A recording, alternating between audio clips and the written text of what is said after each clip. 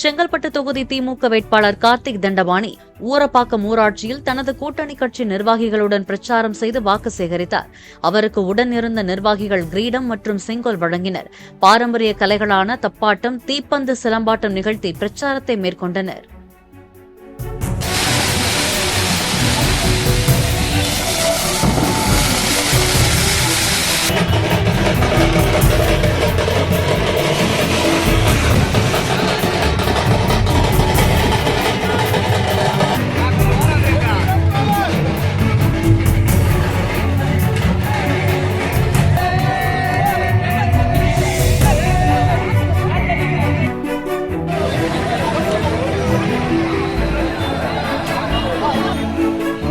திராவிட முன்னேற்ற கழக முற்போக்கு கூட்டணியின் சார்பில் மதசார்பற்ற கூட்டணியின் சார்பில்